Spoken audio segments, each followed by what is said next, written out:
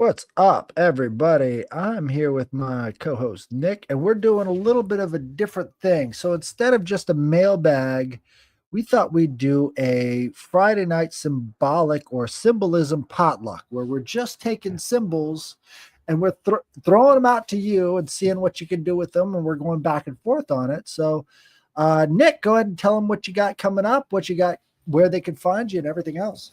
Sure. Yeah, the Occult Rejects. You can find that on all major podcasts, and then we also on what else?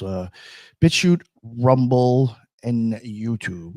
One thing I will mention though also is that you might actually find more stuff on the audio. So that's just something, or maybe find things released earlier on audio. So definitely check out the audio for people that are constantly watching YouTube. And if you don't mind, let me actually promote the stickers and the shirts too. All about Absolutely. that. We got free stickers. We got this going. This beauty right here.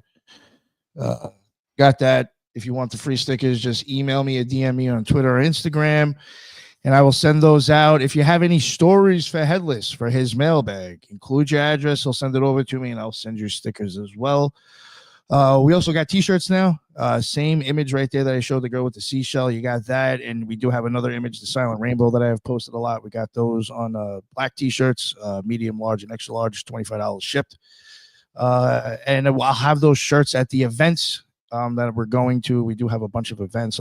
I have that posted on my end. But yeah, there's a couple events that we'll be going to in October and November, and the shirts are basically to help pay for like the Airbnb and the traveling, because I will be traveling and having to stay places. So yeah, the shirt will actually help promote us getting to these events too, if you buy any. So yeah, check out the show notes if you want to see where the events will be, and yeah, DM me on Twitter, Instagram, or email me if you want any shirts or stickers. Thank you. And if you buy a shirt, I throw in some stickers as well. Plus, that shirt is a great conversation starter. If you want to start to explain to people a little bit of the optic eye symbolism that Nick has covered so many times. Yeah. That is interesting. I do forget to mention that. The one with the seashell, I mean, it is a depiction of kind of like the birth of Venus, obviously, of the inside of the eyeball. So I mean, it could be a good conversation starter, like my man's saying right here. You'd be like, oh, do you know what this is? It's just a depiction of the inside of the eye. And you'd be like, what the fuck?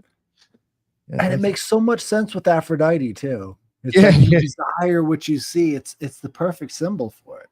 Yeah, well, that's why I even got that from. I'm totally honest, took that from Empedocles, when he talks about it, Aphrodite being the flame dancing in the back of your eye. And I was like, that's why I threw Aphrodite in there, or supposed to be. Yeah. Well, all those medieval artists that kept reproducing the birth of Venus, they were all drawing from that Empedocles reference when they were making it seem like an eyeball, like the inside of an eyeball inside that shell. So there's that sort of contrast between what you desire and what you see that I think that a lot of these people were playing off of, especially what we know of as the most popular version of the birth of Venus. It was almost drawn in 2D, almost like a Egyptian style, right? Because he was trying to show, hey, this thing that you're looking at, this is an object of your desire. It's not the totality of it. It's a little bit of a different sort of perspective. Yeah. I hear your boy making some noises over there. This is the first time I've ever heard your cat. Yeah, my buddy. He doesn't usually meow at me, but I guess this time he wanted some pettins. All right, so what do we have first on deck? Let's see your symbolism. Yeah, mine is. I thought this was an interesting one. I even find it interesting. I mean, I'll get into it, but even Wikipedia acknowledges it in a certain way that I was just like, oh, that is very interesting. So what you have up on the screen is the one of the seal of Suleiman, which eventually turns into the seal of Solomon. Origins and first appearance. The seal of Suleiman is often identified with the six-pointed star, but in Arabic tradition, also drawn as a hexagram with Quranic inscriptions, talismanic squares, or angelic names. It emerged in the early Islamic mysticism and magical sciences.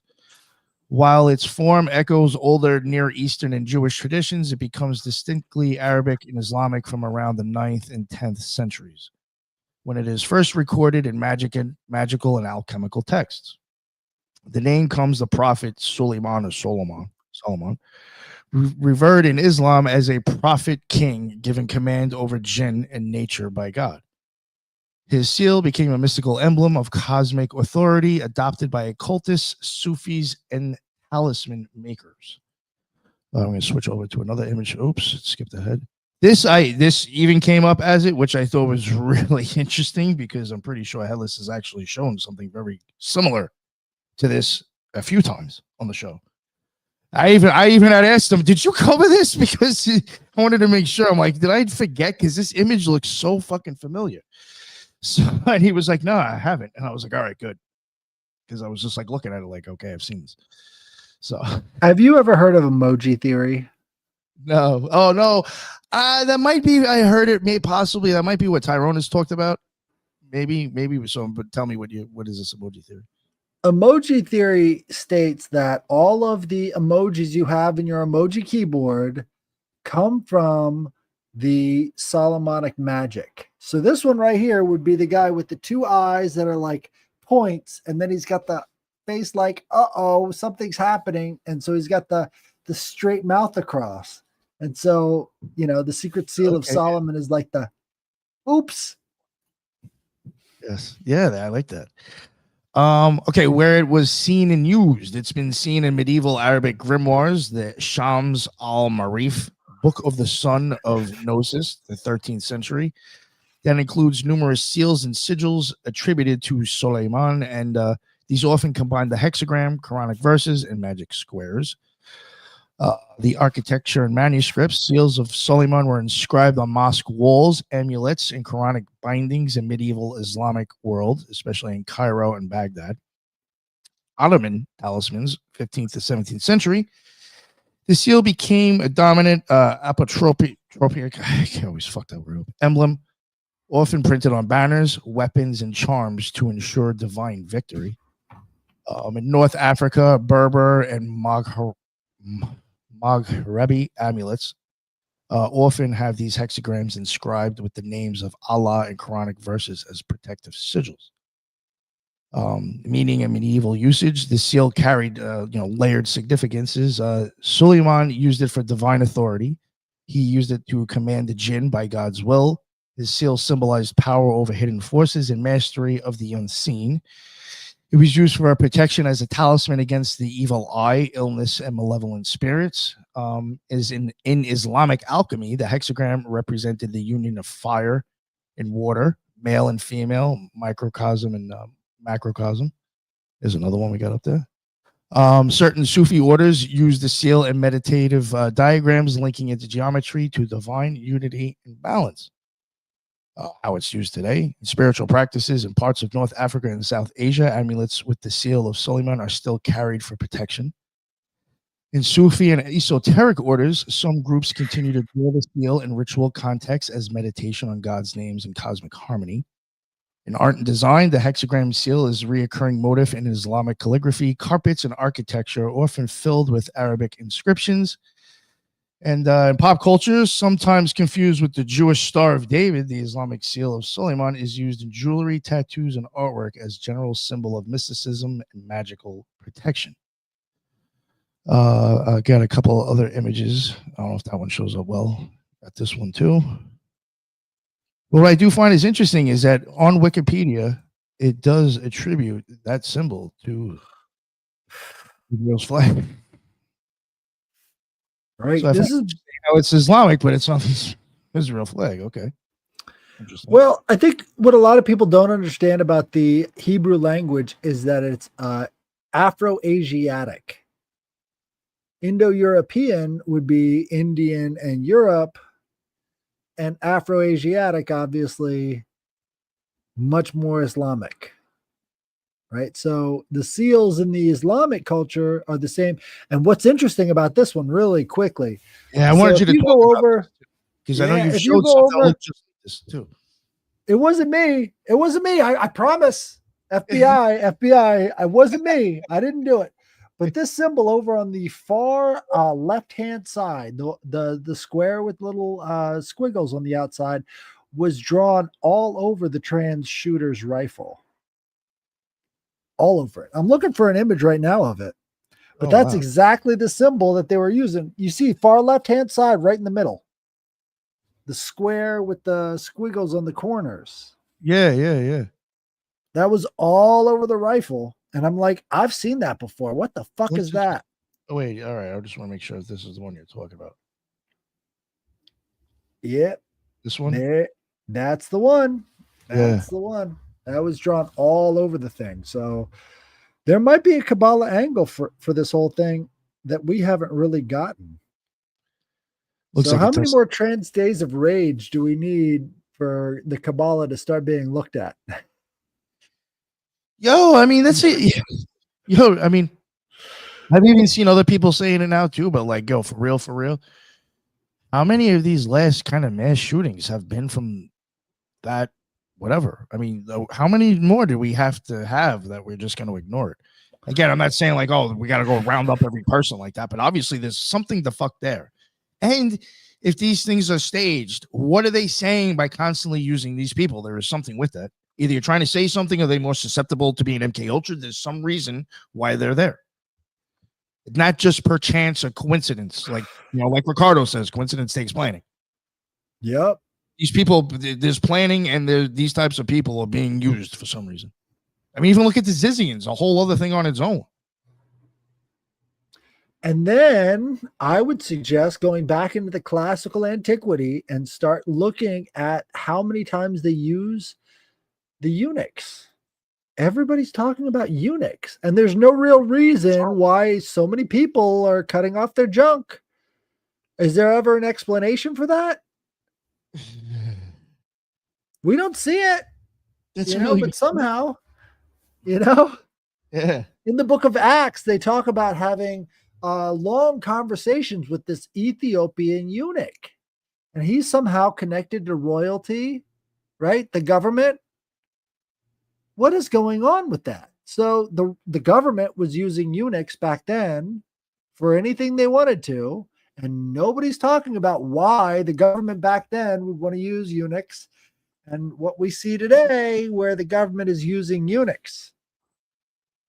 It's really close to a one-to-one comparison, right? We're kind of discovering what's happening in the past. All we need is Daenerys to show up now from Game of Thrones. Did you ever watch Game of Thrones? She had that eunuch army. Yeah, I did. She did have the eunuch army. Again, they were trying to describe why they would want eunuchs, right? These people can't breed, so they have to fight to the death. That's what they assumed, right? But there could be something deeper and more psychological about it than what we're getting today. I mean, they were trying to come up with something. And didn't she fall in love with like the commander of one of the eunuch armies or something? Yes, she did. Yeah. He must have had a strong head game. Yeah. Yeah. He could touch his eyebrows with his tongue, I guess.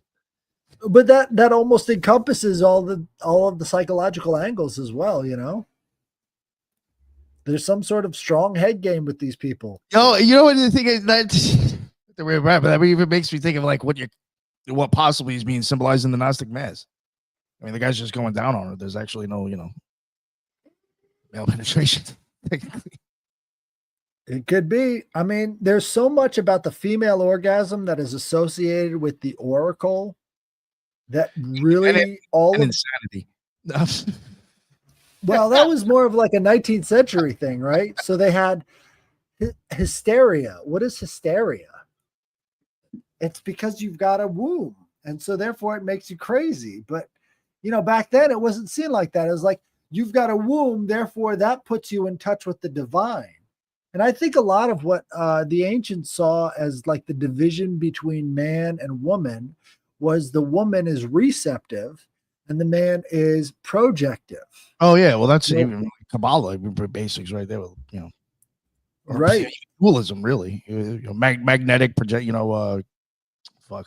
I'm sorry. What happens when you make the projective receptive? Right there, you go. You've got that dichotomy there that maybe people understood and used back then, and now it's getting used again. What happens when you make the projective receptive?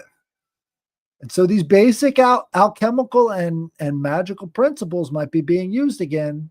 Well, that would almost be like And a we black still don't hole. fully It's going to understand it. project, blast out. It's going to create itself and then sink back in.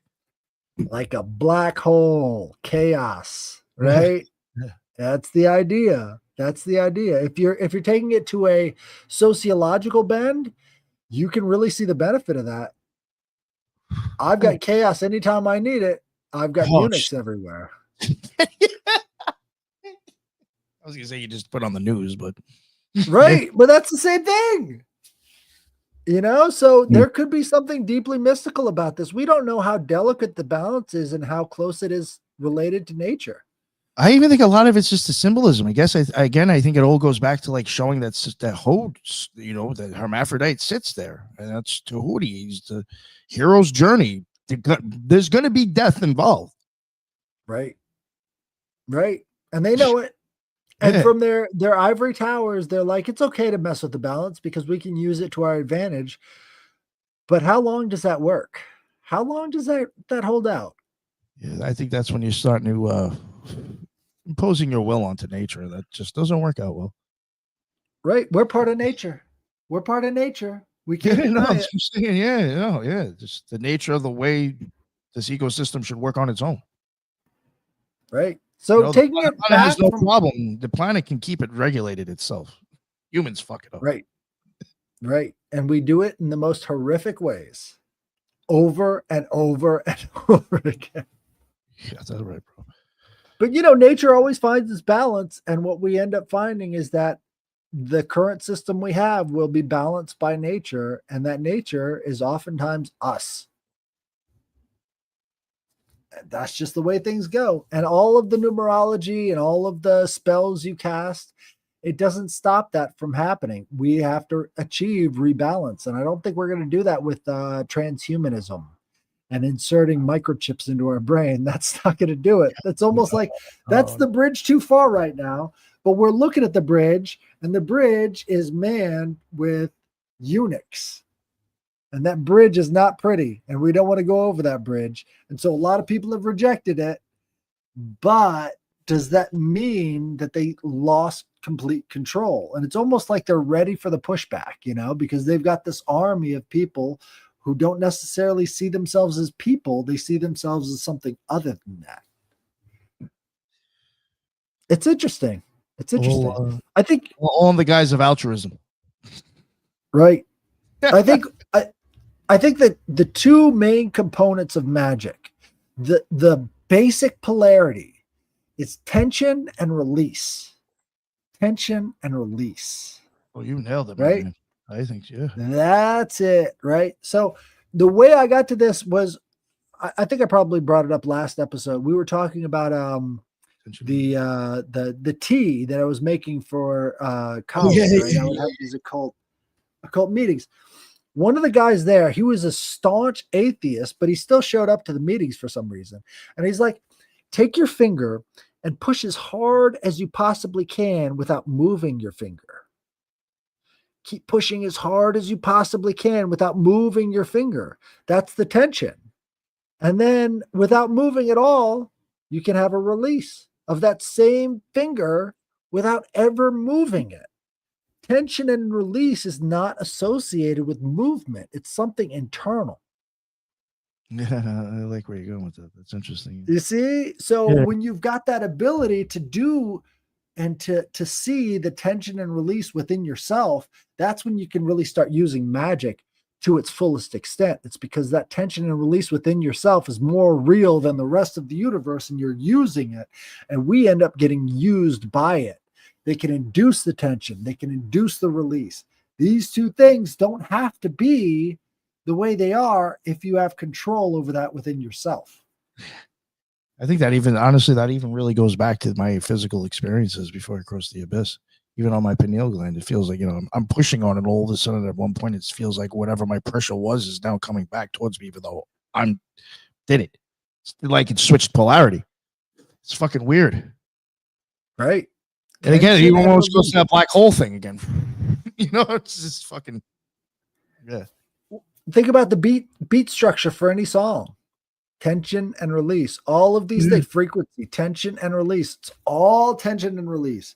That's one of the big sort of That's what revelations I I've really come like. to this week. It's just it's so perfect. It's like you don't have to describe anything else other than tension and release to cover everything in the universe.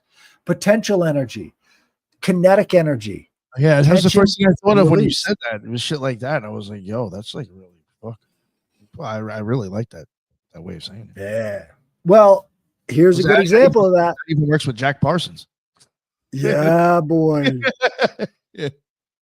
That's the fundamental polarity. And this is what I brought for my symbol, which is the Southern Cross. Nice. Tension and release, the cross, right? You're talking about, let's say with the energetic layout of the planet Earth, right?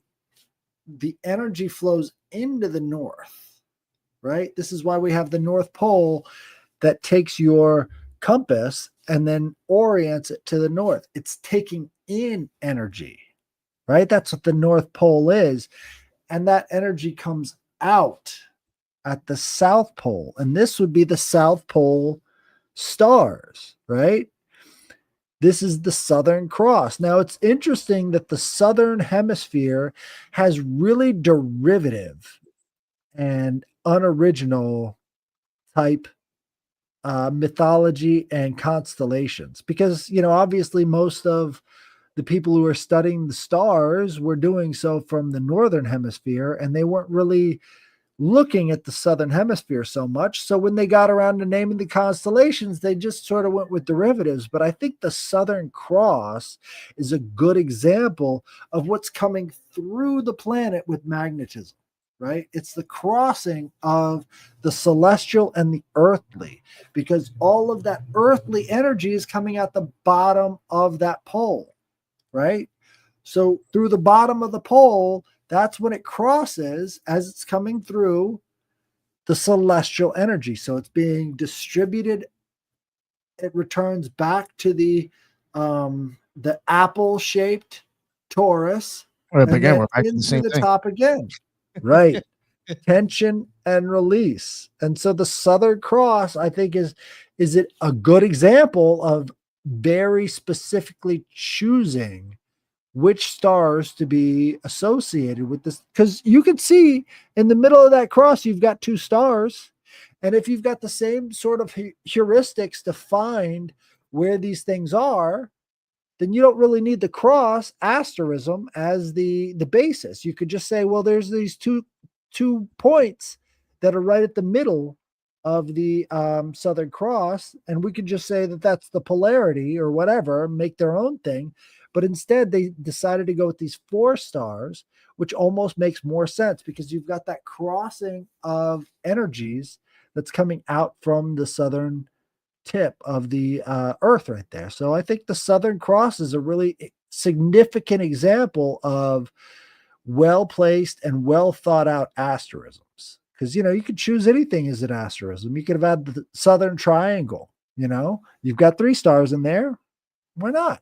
But they had to go with the cross because that has to be symbolic of the energies that are being experienced at the far southern tip of this sort of celestial earthly energy crossover. So that's my first symbol. What do you think?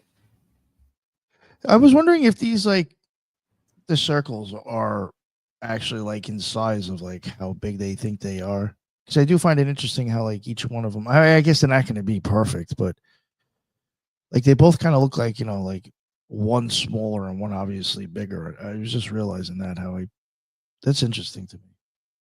It's almost It like they look looks like like a double of themselves. it seems like it's at an angle. Like one side of the cross is further back than the other, and it's sort of Yeah. It almost looks three-dimensional, and it's on a side tilt. right. Yeah. No, I do like this. I, that's For about it. being derivative, I think they were going for the pure symbolic nature of it, and they weren't attaching any stories to them. So the southern hemisphere constellations are less I guess, mythologically driven and more symbolically driven. You know what I mean? Yeah. I was even wondering if you like start connecting other stars over here by it, would you end up getting other symbols? Oh, Maybe. definitely. Like even like Well, the cross sometimes with Centaurus. the cross with like the thing wrapped around it. Like I could see you maybe making that with like, connecting these stars, like shit wrapping around the cross. I don't know. Who knows? Absolutely. There could be snakes wrapping Yeah, around yeah, the yeah, cross. yeah, yeah, exactly. Yes, yeah. Which is But I think interesting. it's interesting that the cross in the middle of everything has the polarity, right? On the X and the Top, Y bottom, axis, yeah. There's right? You've got that sort of in there as well. But even like showing the different boundaries. emanations. Go ahead. Even kind of showing boundaries, beginning and end to both, both sides. Right. Right. There's more to these asterisms than people give them credit for. And I think once you can, sort of get into the asterism and understand that it could be several other things, like these are stick figures. How in the hell do most of the stick figures we see in the northern hemisphere actually equate to this mythology we see in Greek, whatever? Like they had to be on another level to actually name these asterisms and make the shapes out of these different stars and put them into their place. Like that was a thousands and thousands of year long process that doesn't get any appreciation because they're just like, well, they're just stick figures.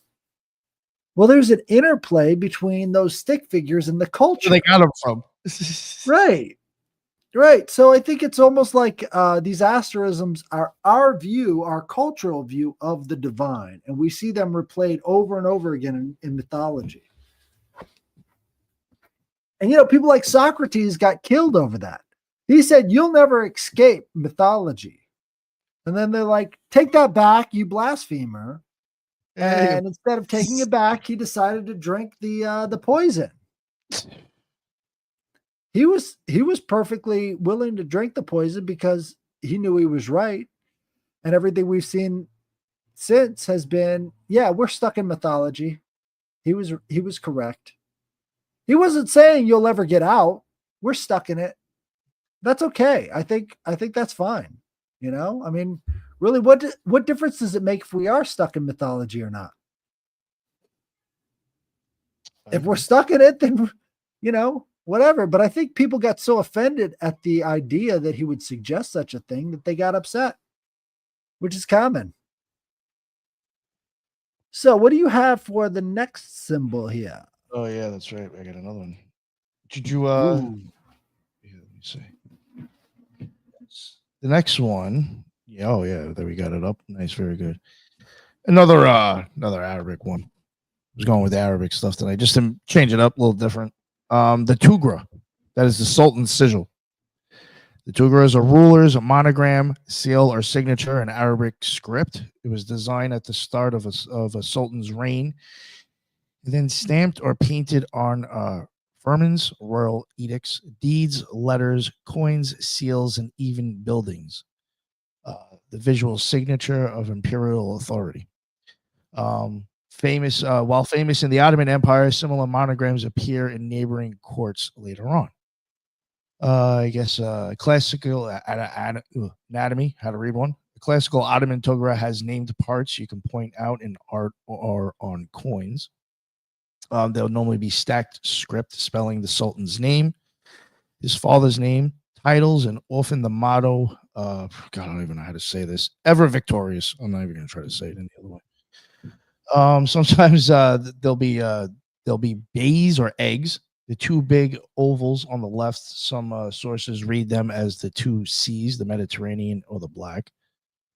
Um, the tugs, the three vertical shafts rising at the top, or Zulfi, are the S curves across them.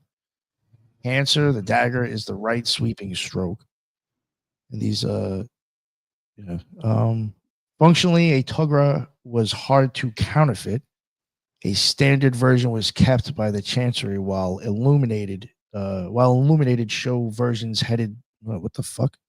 All right, sorry. I'm getting confused here with some of the notes I have. My bad. I'm gonna skip that. First appearances and early dates. All right, 1324 to 1362, you'll have the reign of Orhan. That is some of the earliest surviving Tugras that belonged to him.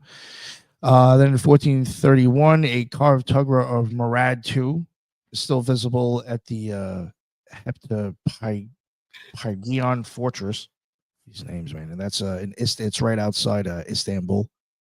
Then in 1520 and around 1566, you have Suleiman the first, and you see him using it. And then now you also see it on paper. Again, like I mentioned before, every firman carried the reigning sultan's tugra at its head. And it was used in courts again. It was you put on coins, especially in the Ottoman area. They had that on the coins, and again, it was on buildings, like I said. Basically, again, what it meant was a signature of sovereignty, a visual stamp that validated orders, guaranteed authenticity. The Ottoman equivalent of a royal cipher or a cartouche. It was also the evolving, highly stylized, projected power, wealth, and artistic virtuosity of the court. Yeah, I guess that's about it for that. Let me see if I think I have other images I could show real quick. There it is on coins. There's another older.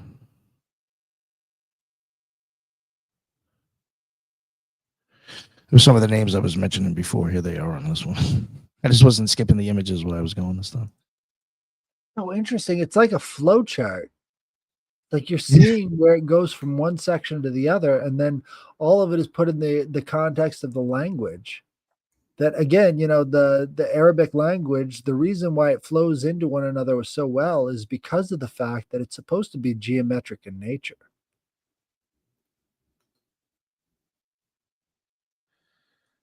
I find this stuff So interesting. it's almost like a spaceship. Yeah. Right. One of the ways that they explain like space travel is through solar sailing. Right. And so they've got these massive sails that pick up all the ions being emitted from the sun and then using that to sail outside of the galaxy because they don't have the. Yeah. Right. Yeah, man. You've got sort of like a schematic almost. Right. And you've got the heat loss from the top. That's interesting.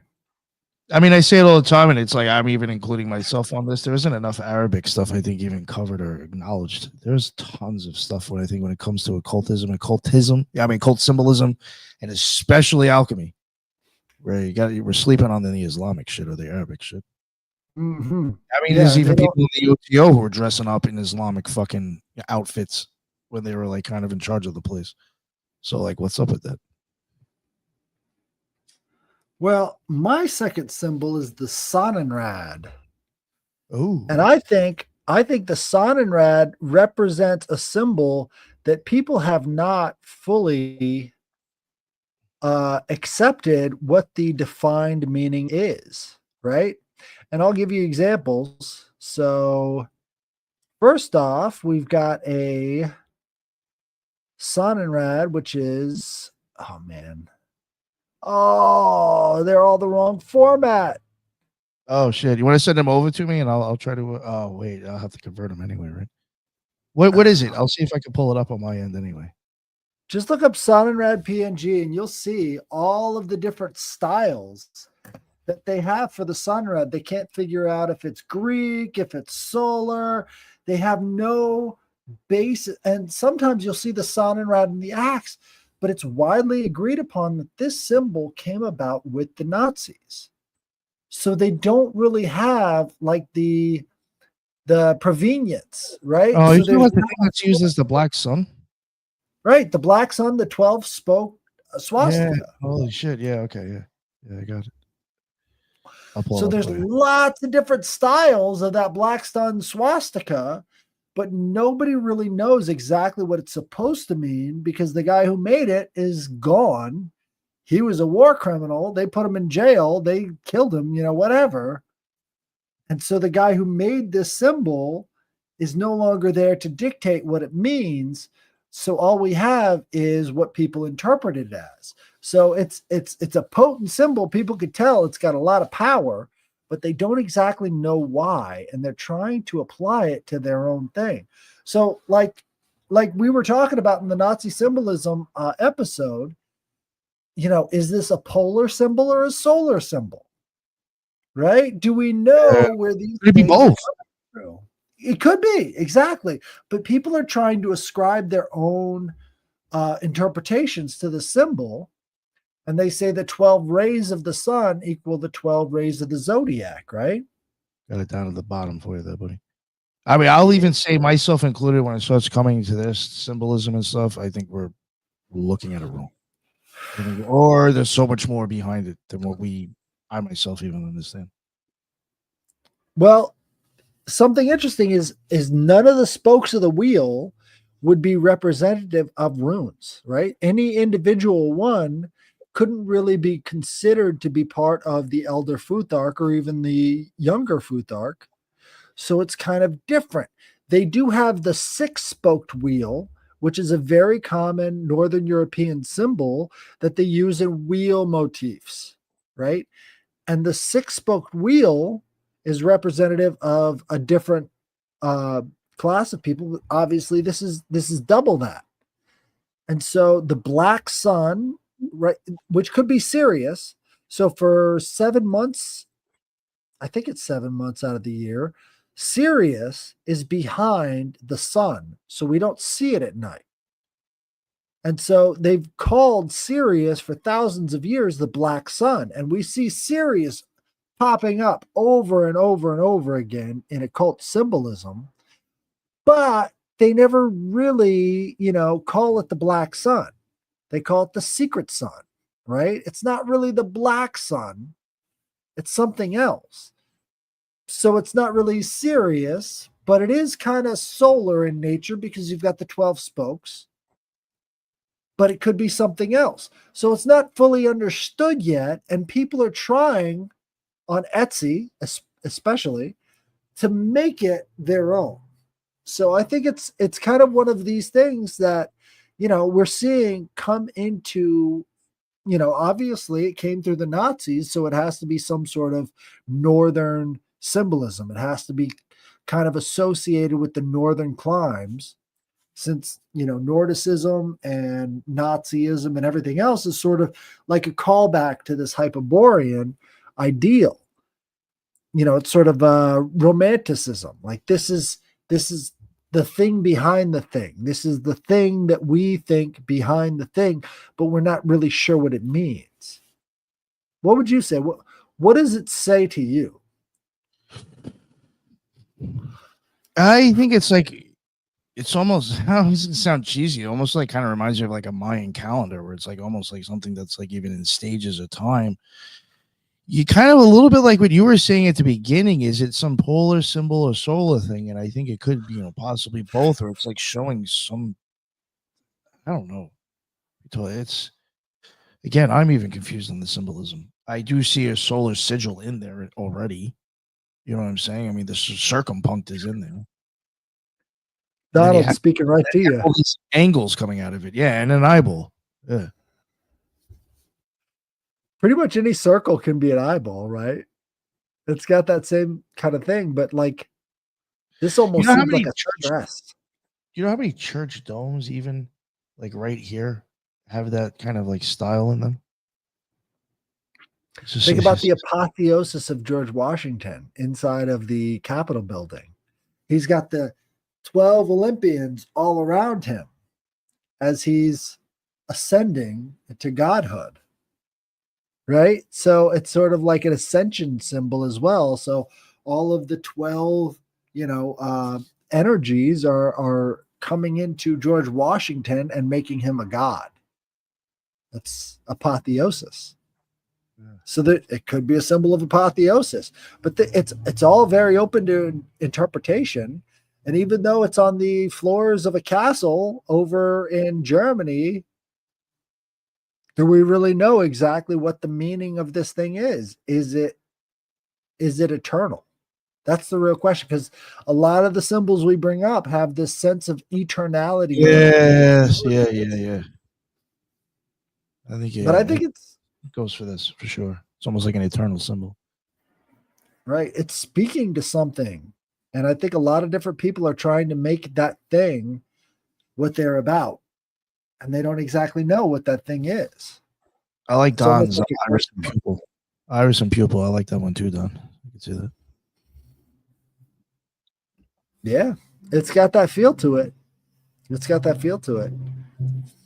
I don't know, man. It's kind of up for interpretation, and a lot of people have their own interpretations on the Sonnenrad, and it goes across different cultures. And I think it's probably going to replace the swastika. I think this might be the purpose of it, is to replace the 4-spoked swastika with a 12-spoked thing, because it almost incorporates both the solar and the polar. It's almost like the union of these two ideas that, Mario talks about all the time. There was that shift between polar and solar, and now this is like the unification of those two ideas. Yeah, honestly, you got away with using this too a little bit easier than a swastika. Well, I don't know about that. I mean, you show this to any group of normies, and one guy's going to go Nazi. Oh yeah, you think so? Okay. Oh yeah, maybe. Yeah, maybe. I think clinically online culture, they're going to be like, "That's a Nazi symbol. Got to get rid of it," which makes it almost more alluring. It's like, this is going to trigger somebody. This is going to make somebody really upset. People on Azov were wearing this shit. That was another thing. I was like, yo, this is so obvious. What the fuck's going on now? Right. I mean, it originated in the 1930s, So obviously they're going to be all about that. They're going to be putting the Sonnenrad on everything. This is the origination point, and they're going to be like, we own this. And a lot of other people are going to be like, I can do something else with that, and I'm going to do something else with that. It's kind of like the swastika. Once the swastika was tainted, all these other people are like, no, that's our symbol. Even North American Indians were like, that's our symbol. You can't say this is Nazism, because again, it spread so quickly. It's like the S, the S, the stylized S that almost looks like a figure 8. Mm-hmm. It's kind of like that, And when you put that stylized S over the Kabbalah tree, it fits perfectly, So there's this callback to geometry and basic ideas of form that end up bringing about certain meanings. And I think, artistic understanding of these things is important, because we're conceptual creatures. And once we've got that conception, it sticks with us for a long time. I agree. So what do you guys think? Do you like the concept of having a symbolism potluck? Because I'd love to have more people come on. Yeah, I think if it wasn't so random, we actually could have got more people from the show on. It was just kind of like we had the idea earlier today. Yeah, this is your idea. You shouted over to me, and I'm like, perfect. Yeah. Symbolism potluck. Yeah, I was like, yo, that's so easy too. Like, especially for people who fuck with the occult, or like half the show. Like, you should have symbols in your head that you can just play random. Right. Talk about. These are usable. Yeah. These have purpose in your own life if you can make them that. But do you want to or not? That's the real question. It takes discipline. Engaging with symbols takes discipline. And I think showing the symbols gets people into the idea that you can commit to these things. We're just geometry in motion, in form, so it would make sense that we would connect with these symbols on a much deeper level than we even fully understand right now. I think there's something to it. I definitely agree with that, sir. Well, yes, we are. I think that's good. I mean, do you want to? Unless you have any mail that you want to read, that's put you on the spot. I think we're good for the. Obviously, we both did 2 things each. Yeah, no, I think that's good. I think this is a good example of what we want to kind of do. If any listeners want to come up with their own symbol potluck, I think that would be a great opportunity. Gets you introduced, lets you interact with the different people that you watch, and maybe, expand your influence. I think that's always a good thing. So if you've got any symbols and you want to bring them to the symbolic potluck, I think that would be great for everybody, I think. Yeah. We could even pull up like stuff on the meaning of it, whatever. Yeah, for sure. And if anybody has any stories, send them over to Headless. Give them the address. They'll send it to me, and I will mail you out some stickers. headlessgiantpodcast@gmail.com, and I will shoot it over to Nick and tell you that I'm getting stories. So if you want stickers and you got stories, we can make a trade. Yeah. Headlessgiantpodcast@gmail.com. Definitely. There I you see Flower. I see Flower in the chat. I think Flower. That might have been somebody. Flower grabbed 2 shirts off me today. I think it might be the same person. Maybe not. Oh, hell yeah, dude. Yeah, Flower's yeah, great. She always watches these. Thank you, Flower, so much for joining in. yeah. Hell yeah. Like, Yeah, for sure. And check out where the events will be at. And you want any T-shirts? Let me know. Hit me up. And yeah, thank you. I had a good time tonight. Absolutely.